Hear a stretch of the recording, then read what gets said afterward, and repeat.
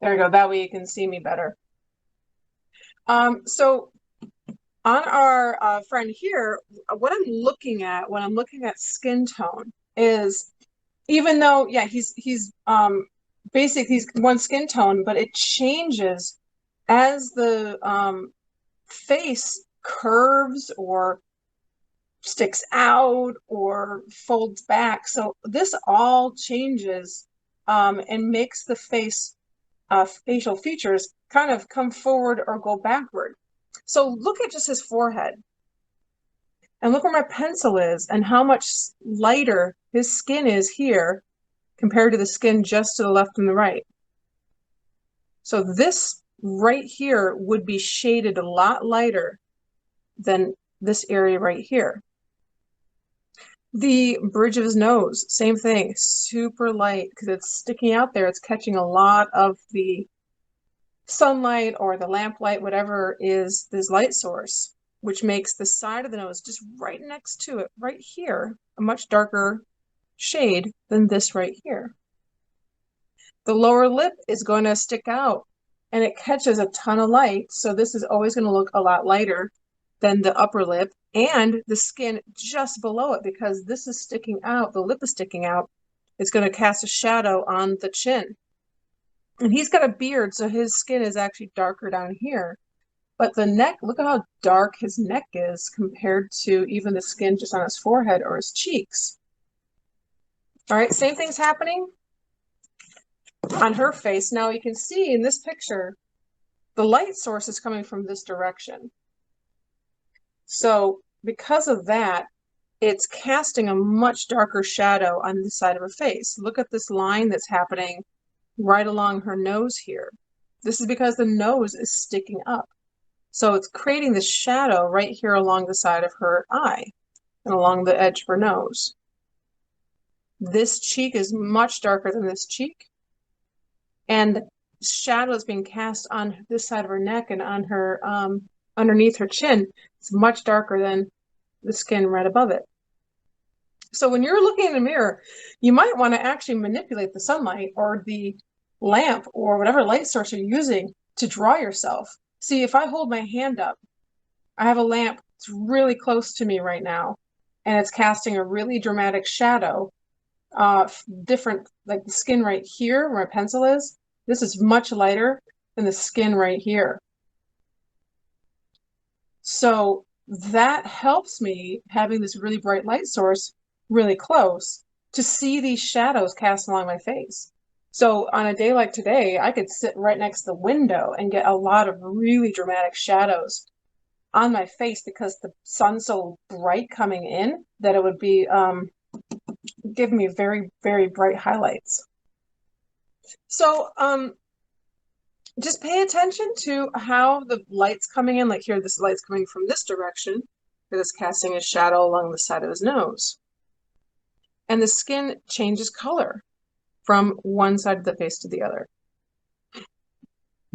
So I'm going to do the same thing on this face. And please forgive the fact that I really can't erase my measurement lines because of, well, it's color pencil and that's a lot harder to erase. So I'm just going to ignore them. And I just want to point out that I am using a number 2 pencil. There's nothing special about this pencil. Number 2. I have a lot of fancy pencils, but I'm not using them for this because I know not everybody has fancy pencils. So this is how you do this with just a regular pencil. And this is just computer paper. So I'm going to go in here and I would look at myself in the mirror, but this is not me. So I'm going to basically take some of the knowledge that I just looked at in the pictures I was showing you and the way that the side of a nose is darker than the other side of a nose. And notice how I'm holding my pencil really low. Like my hand is touching the table and I'm using a larger surface area of the lead by holding my pencil like this.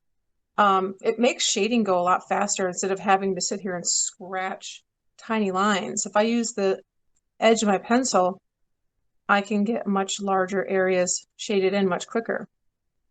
And then when I need to go in and do some more precise shading or darker shading, I want to, hold the pencil a lot closer to the tip there. So like the nostrils of the nose, these are really dark. They're holes in your face. So they're going to look a lot darker than the rest of your features. And move back again to the back of my pencil. Start shading around the nose a bit more.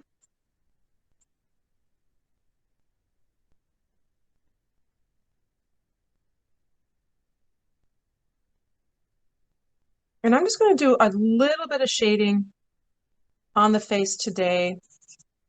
I have a couple videos that I've attached to the classroom post now. There are 2 videos by a couple professional artists doing sort of what I'm doing here, just very simple pencil drawings and kind of a time-lapse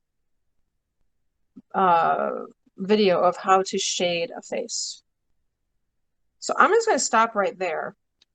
And I'm going to show you how things really start to change when I start blending things too.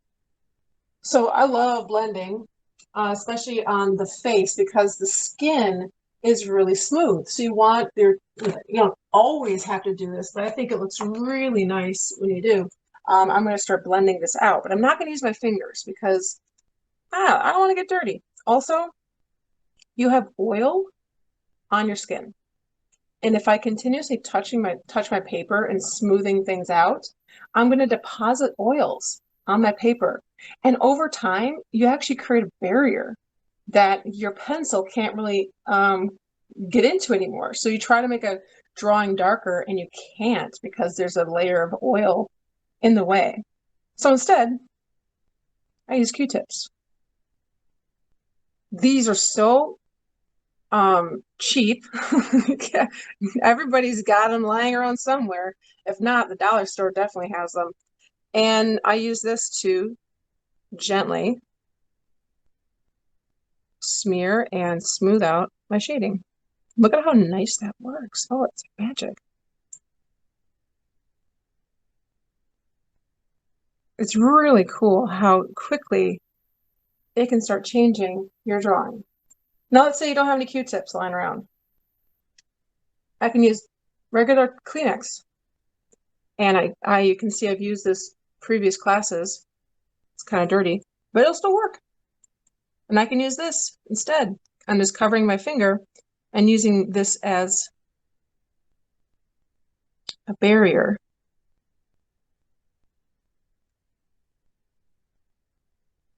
All right, I can also use paper towel. It's a little rougher, but it still works. Same thing, just using it as a barrier between my finger and my drawing. And look all of a sudden how different this face is looking. Look at that nose popping up off the paper. The way the eye is set back now. The chin is just levitating off the neck there. All right, I'm going to do one last thing here before I move on. I'm going to color in the eye because this is a zombie person right now. Look, they got white eyes. This is really creepy. We need to color in the eye. So I'm going to take that pencil. I'm going to hold it pretty close to the tip so I get a nice sharp end there. And I'm going to scribble kind of like a starburst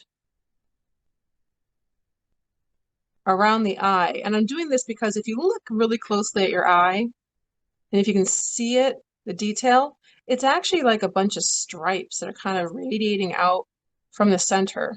So I like to do the same thing with my lines here. And then I'm going to take my Q-tip, I'm going to smear it to fill in all the areas I didn't get my pencil. I'm going to redraw in that pupil. And look, I'm going to hold it up closer to the camera. You can still see that texture in the eye, but it's filled in and looks really nice.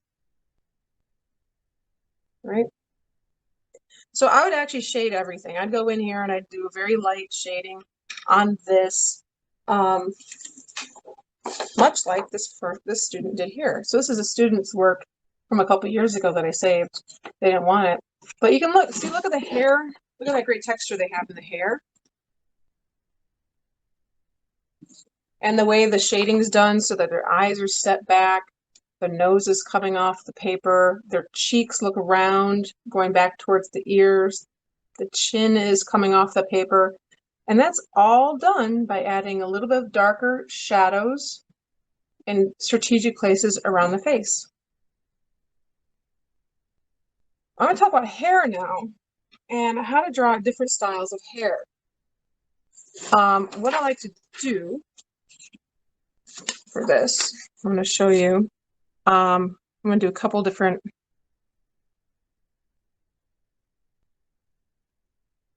This is like I'm just doing the forehead here.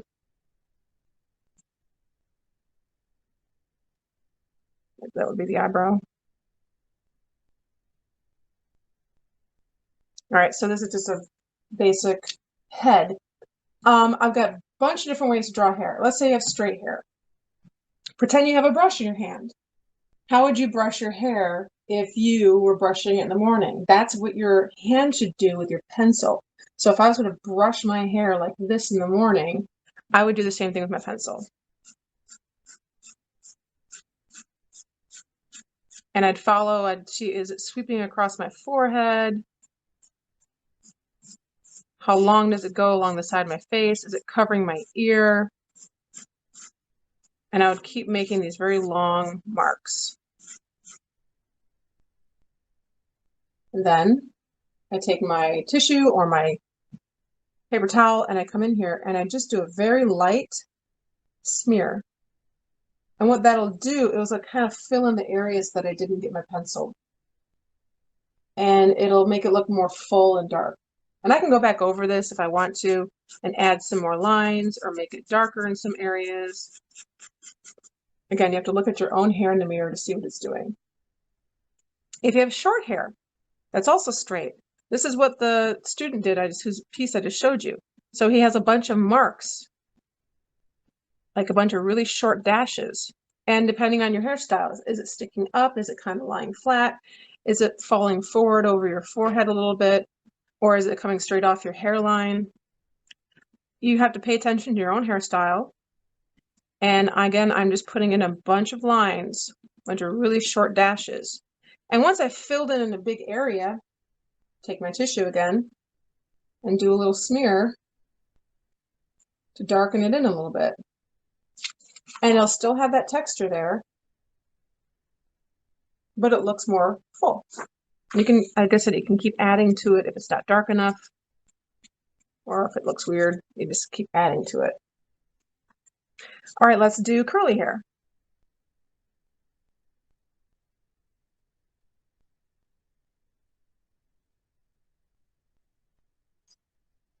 There's our forehead again. So when I do curly hair, long curly hair, I think about, I mean, I know there are charts out there that talk about curl style and curl tightness. Things like, you know, having 2A hair versus 4C hair.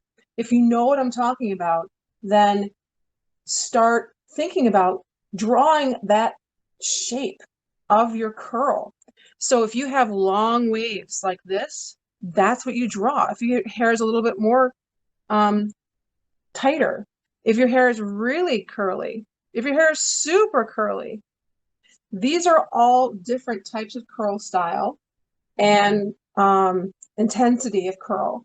And if you're not sure, I mean, even like you can take your hair and look at it in a picture or in a mirror, or you can actually pull a hair out of your head and lay it on the table and see like what shape or pattern does it make, and you can copy that.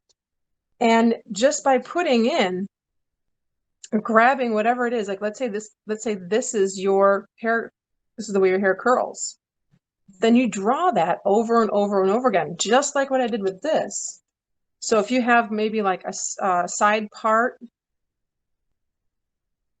you would just from that part start doing that wave. Have it go down the side of your head, whatever your hair is doing, put a bunch of those lines on top of each other over and over and over again. Pay attention like the volume at your hair is. Is it really off your top of your head? Does it have a pretty big divot where your part is?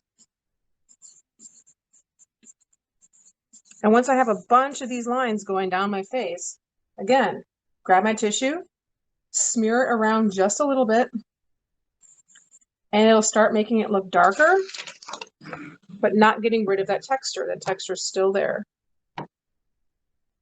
And if your hair is tighter curl, then you just draw the tighter curl.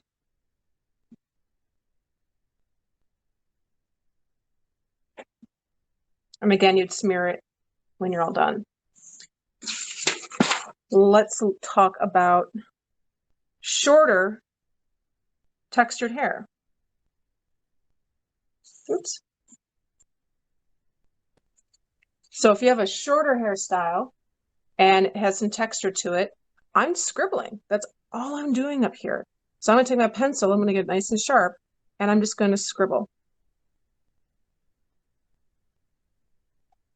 And I'll fill in the whole area where my hair is. And if you have parts, or you have any parts, and if you have any areas that are kind of like shaved in, you would leave those blank. And by doing that, and then taking my pencil or my tissue and then smearing that, I'm creating textured hair. One last one. Let's say you got braids or dreads. So when you're talking about braids, you're really looking at hair that, if it's tightly braided to your head, most of the time, you know, they follow the crown of the head. They follow the curvature, and they go like around the head like this. So I'd pay attention to how many braids you have going along the side of your head. And I would draw, I mean, for lack of a better term, worms. And the worm, and you'll see, the worm that I'm drawing here is basically the braid. So if I have drawing someone with braids, I want to draw these kind of roundish little worms. And I'll put them all along the head, and I'd follow the style of the braid. And let's say they're dreads, so they're a little looser and they're falling like maybe forward across the forehead. I'm still doing this whole worm thing. And I'm actually just kind of, what I'm doing is creating an outline for each of the dreads or twists or whatever your hairstyle is doing here. And within these, once I have them drawn out, I'm going to scribble sideways. So I'm going to scribble the short side all the way down them, staying close in my lines, pressing down pretty hard. I want to leave a lot of pencil here. I'm going to do a couple of these dreads over here.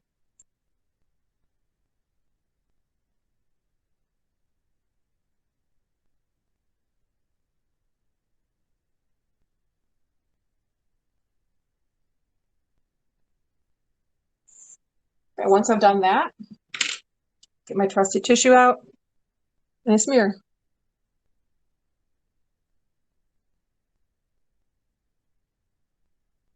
And I can go in here and I can kind of clean it up a little bit, putting some more pencil in there. If it got too messy, I can get my eraser and start cleaning up some of the stuff, like maybe this over here got on the forehead a little too much. But I mean, check that out. It's not bad. You're not drawing the exact hairstyle, but you're getting something that looks pretty close to what the hair looks like. All right.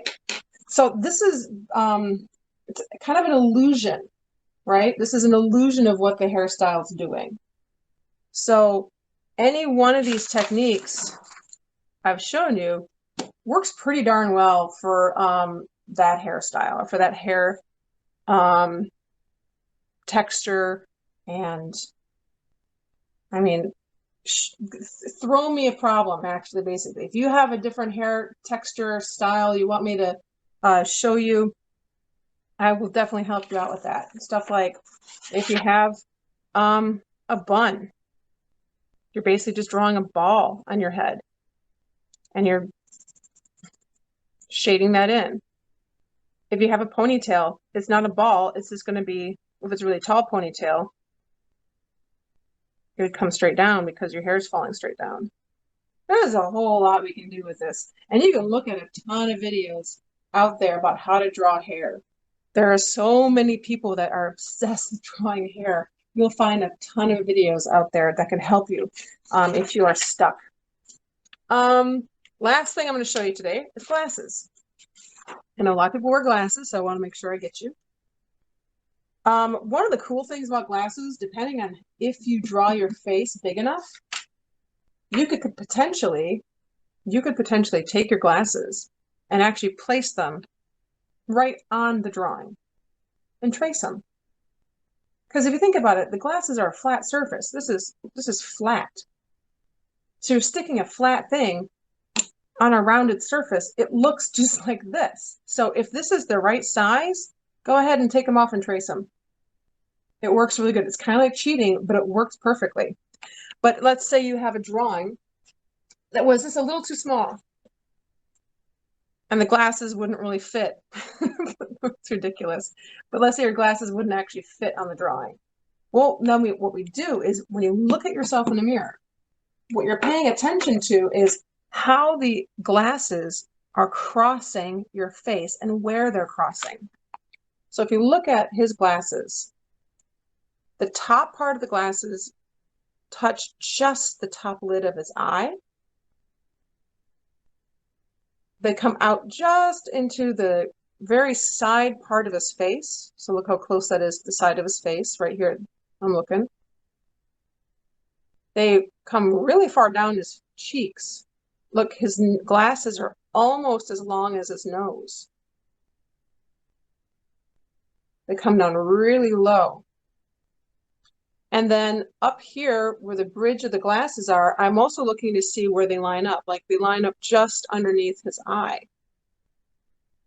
So let's say I had to draw these glasses on this face.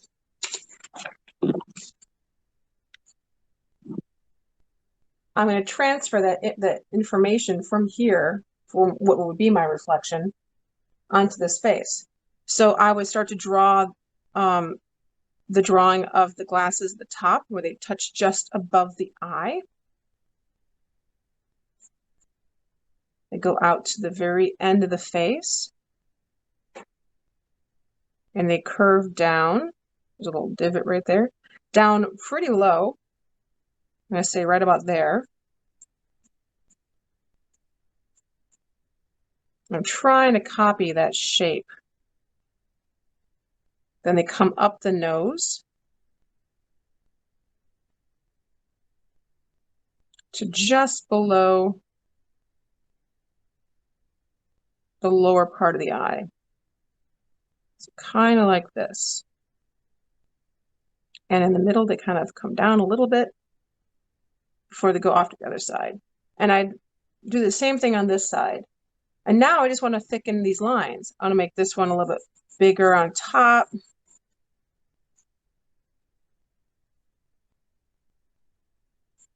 This thicker down here.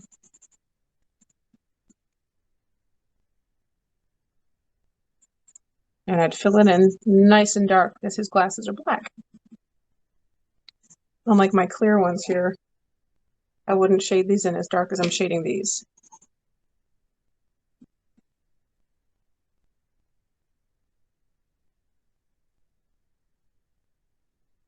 And then one last thing I'm doing, the part that connects to the ear. So right now, this is just the front part. I would think about, okay, well, it sits above the ear, right? That's how your glasses stay on your face. So I would just draw some lines going straight back to the top of the ear. It's a very small little dash of a line that goes back there. And that's essentially glasses on this face. All right. So again, if you can take them off and just put them on your drawing, that works great. If not, just pay attention to see where they cross your face and how big they are. They're a lot bigger than I think most times than we want to draw them, unless you have those really small glasses. If you have, bigger glasses, they're going to come down your cheeks pretty far. Just pay attention where that ends. All right, so that's all I was going to demo today. Let me flip my camera off or turn this off and go back to my regular video.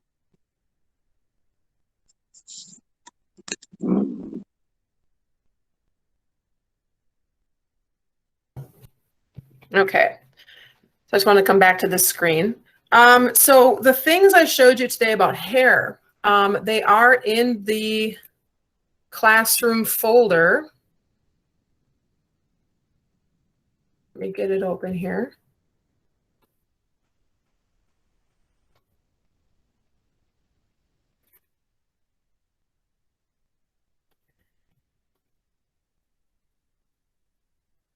All right, so in this folder that I shared with you the other day, it's the facial feature handouts thing. I'm looking in the hair and face folder. And in here towards the bottom, you're going to see these little drawings here. They say haze curly, haze straight, haze small, twist, texture, dreads, braids. Open them up and you can see basically what I just showed you today. This is up here. This is the line that I used. And this is applied after it got smeared. So you can see like doing the scribbles, doing the tight little sections, and how that all looks. So you'll find that information in that folder, along with everything else that has been there since day one. All right.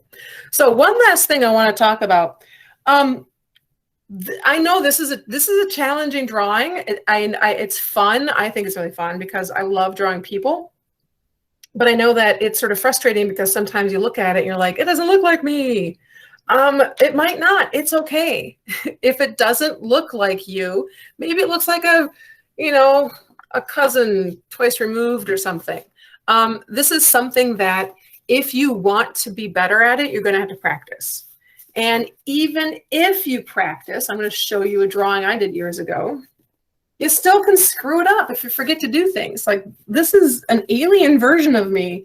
I should be better than this. But look, I made my eyes. I drew on top of it where that should have gone.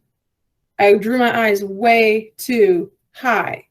And because of that, it made my face look abnormally long. And yes, I had an asymmetrical haircut a while ago. But even though I've been drawing my own face for a few decades, I still mess up when I'm not thinking about the placement of especially the eyes. So practice at this. It will get better. And all I'm looking for drawings that look a little bit more human than maybe your first drawing. And for an effort to put in there to really put some details in this, like shading the skin, shading in the hair and the texture of the hair, what makes you uniquely you, all right? The worst thing that can happen, again, the worst thing that can happen is you don't do it, all right? If it doesn't look like you, we'll get there, all right? If you've never done this before, this is something that's just not going to happen overnight. All right. This is a patience process. You need to have patience with this one. All right. All right.